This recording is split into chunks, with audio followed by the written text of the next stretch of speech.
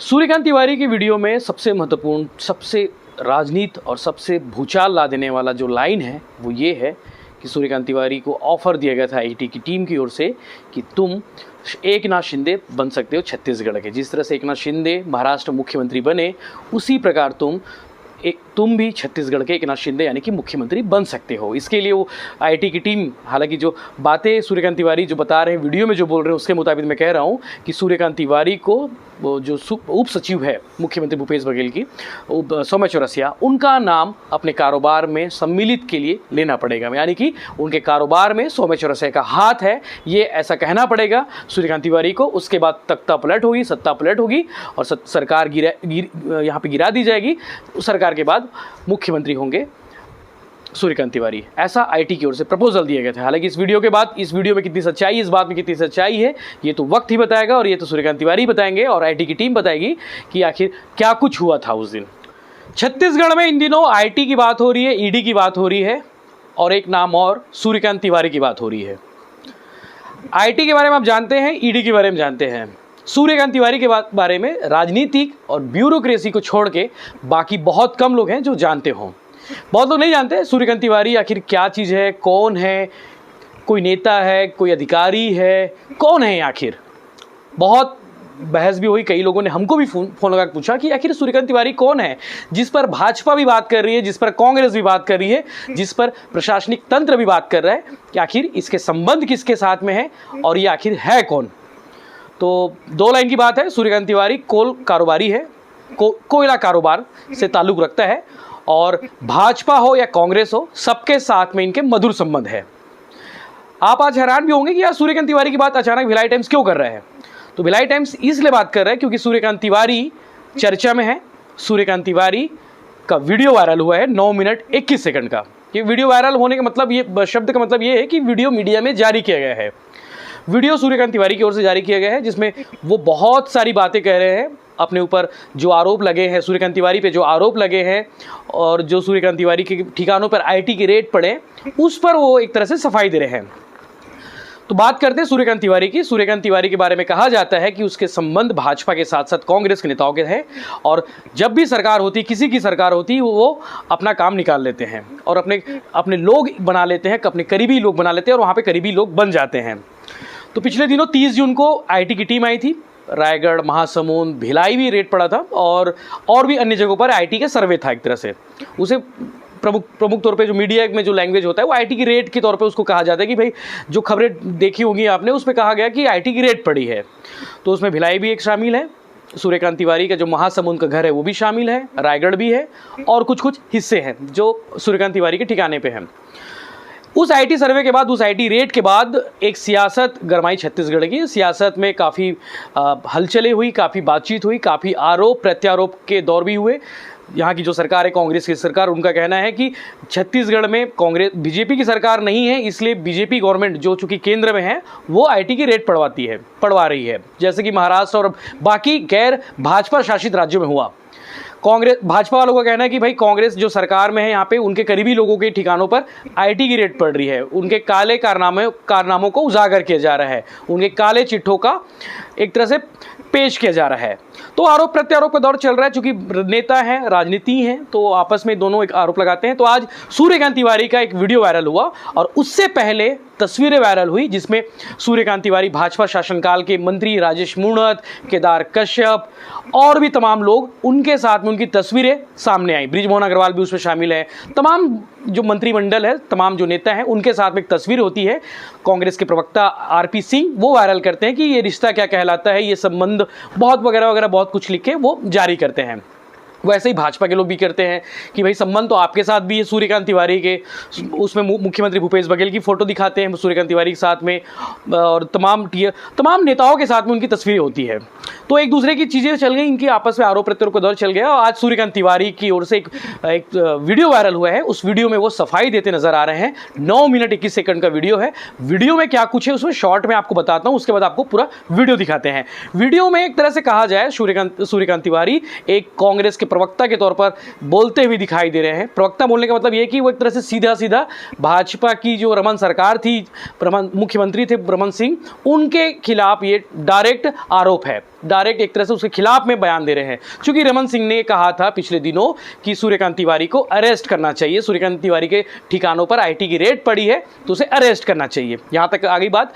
तो उसमें जो सूर्यकांत तिवारी ने कहा है कि मैं कोल कारोबारी हूँ, मेरे संबंध सौम्या चौरसिया जो भाजपा कांग्रेस सरकार की जो मुख्यमंत्री भूपेश बघेल है उनकी उप सचिव है सीएम सचिवालय में, उनके साथ संबंध भाजपा ने बताए थे कि भाजपा के जो सौम्या चौरसिया है उनके संबंध सूर्यकांत तिवारी के साथ में है, व्यावसायिक संबंध है। सूर्यकांत तिवारी इस पर बोल रहे हैं कि मेरे राजनीतिक संबंध नहीं है, मेरे कोई व्यावसायिक संबंध नहीं है, मेरे घनिष्ठ संबंध है, घरेलू संबंध है सौम्या चौरसिया के साथ में, बाकी कोई लेन देन कोई व्यापारिक संबंध नहीं है। उसके बाद उनका कहना है सूर्यकांत तिवारी का कि मेरे संबंध भाजपा सरकार में भी मधुर थे, कांग्रेस सरकार में भी मधुर है, तो संबंध सबके साथ उनके मधुर थे। इस पे आ गई।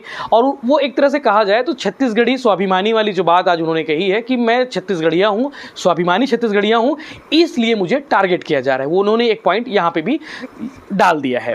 इसके अलावा 9 मिनट 21 सेकंड की इस वीडियो में 6 मिनट के आसपास करीब करीब पूर्व मुख्यमंत्री डॉक्टर रमन सिंह पर हमला बोलते हुए उन्होंने वीडियो में जारी किया है, अपनी बातें जारी की है।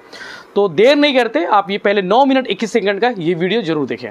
नमस्कार, मैं सूर्यकांत तिवारी एक व्यवसायी हूं तथा पिछले 20 वर्षों से कोल के साथ विभिन्न प्रकार के व्यवसाय करता आ रहा हूं।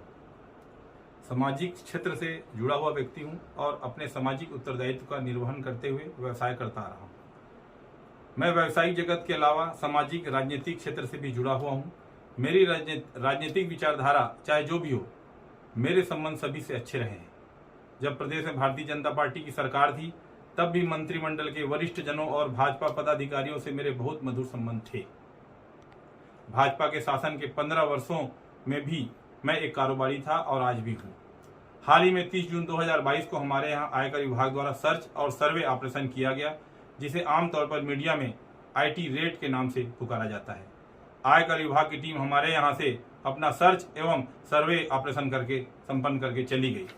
मुझे यह मीडिया के माध्यम से पता चला है कि पूर्व मुख्यमंत्री आदरणीय डॉक्टर रमन सिंह जी ने मेरे घर हुए आयकर रेड के आधार पर मुझे गिरफ्तार किए जाने की मांग की है। मुझे इस बात का बेहद दुख है कि किसी सक्षम पदाधिकारी द्वारा मुझे अपराधी घोषित किए जाने से पहले ही डॉक्टर रमन सिंह ने स्वयं जज बनकर बिना किसी सुनवाई के अपना फैसला सुना दिया और मुझे गिरफ्तार किए जाने की मांग कर दी। डॉक्टर रमन सिंह एक वरिष्ठ राजनेता है, 15 वर्षों तक प्रदेश के मुख्यमंत्री और उससे पूरे 2 साल तक केंद्रीय राज्य मंत्री रहे हैं। मुझे लगता है उन्हें यह अच्छी तरह से मालूम होगा कि आयकर की कार्रवाई होने मात्र से व्यक्ति अपराधी सिद्ध नहीं हो जाता। आज मेरे जो भी व्यावसायिक प्रतिष्ठान हैं और वे कोई आज से नहीं चल रहे हैं, मैं 2002 से कोल व्यवसाय में काम कर रहा हूं और ये बात डॉक्टर रमन सिंह जी एवं सभी लोग अच्छे से जानते हैं।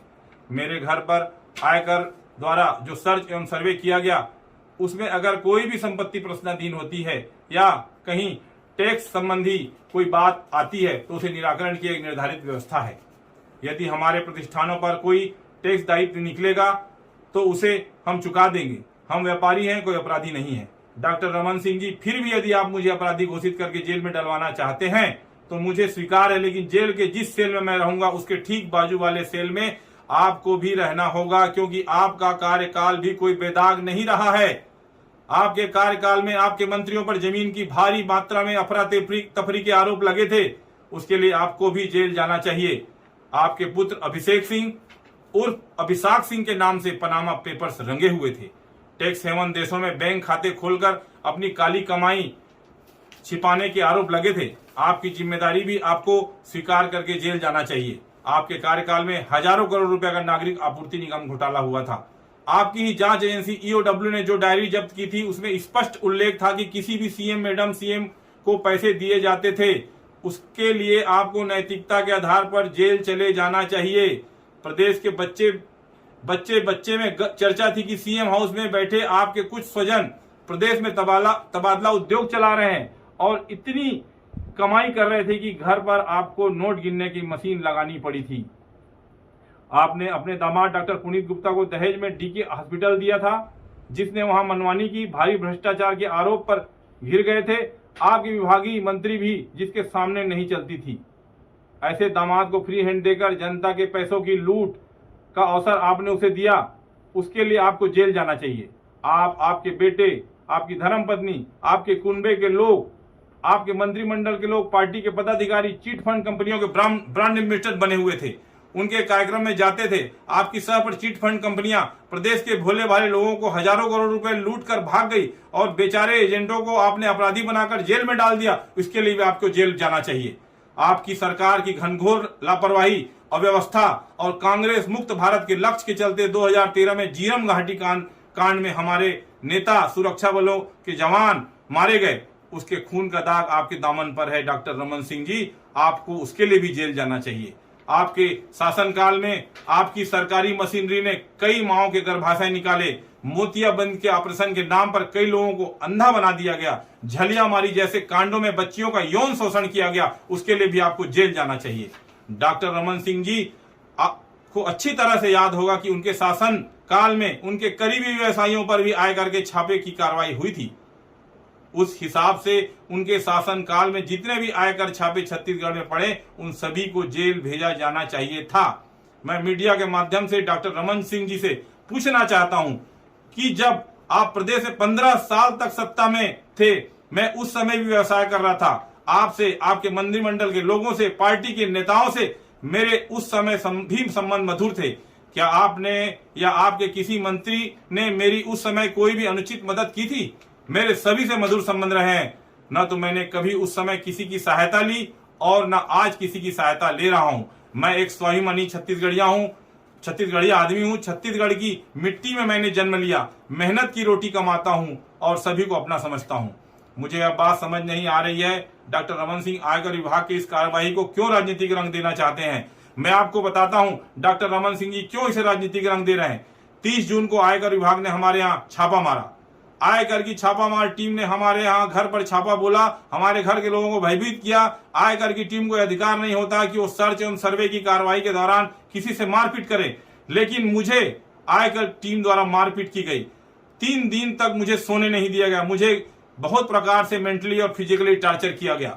आयकर टीम के अफसरों ने मुझ पर दबाव बनाया कि मैं किसी प्रकार से अपने व्यवसाय में मुख्यमंत्री सचिवालय की उप सचिव श्रीमती सौम्या चौरसिया का नाम जोड़ दूं, बयान दे दूं उनके खिलाफ। परंतु जब मेरे किसी भी व्यवसाय से उप सचिव सौम्या चौरसिया जी का कोई संबंध ही नहीं, तो मैं ऐसा झूठा बयान कैसे देता। श्रीमती सौम्या चौरसिया से मेरे पारिवारिक संबंध है। उनके घर के सभी लोग मुझे जानते पहचानते हैं। उनसे मेरी बीच बीच में टेलीफोनिक बात भी होती है। मैं जब कभी जनता के काम करवाने के लिए मुख्यमंत्री कार्यालय जाता हूं, तो कई बार मेरी उनसे भेंट और मुलाकात होती है। श्रीमती सौम्या चौरसिया अकेले अधिकारी नहीं है जिनसे मेरे अच्छे संबंध है। प्रदेश के भाजपा शासन के और वर्तमान शासन के अन्य अधिकारियों से भी मेरे संबंध हैं। श्रीमती सौम्या चौरसिया मेरे घरेलू संबंध, सामाजिक संपर्क है। मेरे व्यवसाय से उनका दूर दूर तक कोई संबंध नहीं है। परंतु आयकर विभाग वाले किसी भी तरह से मुझे साम दाम दंड भेद से यही कहलवाना चाहते थे। इसलिए उन्होंने मुझे प्रदेश में सत्ता परिवर्तन करके मुख्यमंत्री बनने तक का प्रस्ताव दिया। मुझे आयकर की टीम के अफसरों ने यह भी अकेले में कहा कि प्रदेश के 40 से 45 विधायकों से मेरे बहुत अच्छे संबंध हैं, उनकी एक सूची बना लूं। बाकी विपक्ष के विधायक के सहयोग से प्रदेश में सत्ता पलट हो जाएगी और आपको मतलब मुझे छत्तीसगढ़ का एक नाथ शिंदे बना देंगे। इसके लिए मुझे अपने व्यवसाय से श्रीमती सौम्या चौरसिया का नाम जोड़कर बयान देने कहा गया, जिससे मैंने साफ इनकार कर दिया, जिसके कारण हमें आयकर वालों ने इतना टॉर्चर किया। मैं एक व्यवसायी हूं। लोकतंत्र में और इस देश के संविधान में, इस देश के कानून में मेरा पूरा विश्वास है। मेरे साथ आयकर विभाग के लोगों ने जो भी किया है, जितना भी मुझे टॉर्चर किया, मुझ पर अमानवीय दबाव डालकर जो भी झूठे बयान दिलवाने का प्रयास किया गया, उसके विरुद्ध मैं न्यायालय की शरण में जाने वाला हूं। कितने दुख की बात है कि केंद्रीय एजेंसियां केंद्र सरकार के एजेंट के रूप में विपक्ष शासित राज्यों में तख्ता पलट करने के लिए इस हद तक गिर गई हैं। इसीलिए आज देश में धारणा बन गई है कि केंद्रीय एजेंसियां विपक्ष का दमन करने का हथियार बन गई है। केंद्रीय एजेंसी कार्रवाई करती है, डॉक्टर रमन सिंह या धर्म कौशिक जैसे बड़े लोग उसे राजनीतिक रंग देकर उसका लाभ उठाने का प्रयास करते हैं, जो कि उचित नहीं है। यदि किसी प्रकार के नियम कायदों को लेकर कोई चूक हुई है तो उसे सुधारा जा सकता है। उसके लिए एक राजनीतिक तमाशा खड़ा करने की कोई आवश्यकता नहीं है। यदि व्यापारी होना, कारोबार करना गुनाह है, यदि जीवन में उन्नति करना अपराध है, यदि नियम कायदों की चूक हो जाना अपराध है, तो मैं बेशक अपराधी हूं और मुझसे वैसा ही बर्ताव किया जाए जैसे एक अपराधी से किया जाता है। मुझे कोई आपत्ति नहीं है। जो भी कानूनी व्यवस्थाएं होंगी मैं उसको पूरा करूंगा, पूरा करता आया हूं। लेकिन कृपा करके मेरे घर पर पड़े आयकर छापों को राजनीतिक खेल मत बनाइए, उसे सियासी रंग मत दीजिए, मुझ पर यह उपकार कीजिए। मेरे घर पर पड़े छापों, इन छापों को बढ़ा चढ़ाकर ना देखा जाए, इसे आयकर विभाग की कार्रवाई रहने दिया जाए। इसकी मनचाही व्याख्या मत कीजिए, मनचाहे अर्थ मत निकालिए। और मैं आज आप सभी के माध्यम से स्पष्ट कह रहा हूं कि यदि मेरे साथ, मेरे परिवार के साथ कोई अपघात होता है, किसी सदस्य के साथ कोई दुर्घटना होता है, तो उसके लिए केंद्रीय आयकर विभाग तथा प्रदेश भाजपा के वे नेता जिम्मेदार होंगे जो प्रदेश में सत्ता परिवर्तन के लिए मुझे बलि का बकरा बनाने की साजिश कर रहे हैं। मैं महात्मा गांधी के आदर्शों पर चलने वाला व्यक्ति हूं। मैं अन्याय के खिलाफ आखिरी सांस तक लड़ूंगा। मैं झूठ के खिलाफ अपने आखिरी दम तक संघर्ष करता रहूंगा। धन्यवाद। जय हिंद, जय छत्तीसगढ़, जय भारत। कोयला व्यवसायी सूर्यकांत तिवारी के खुलासे के बाद यह साफ हो गया कि छत्तीसगढ़ में भारतीय जनता पार्टी कांग्रेस की सरकार को अस्थिर करने के लिए केंद्रीय एजेंसियों का दुरुपयोग कर रही है।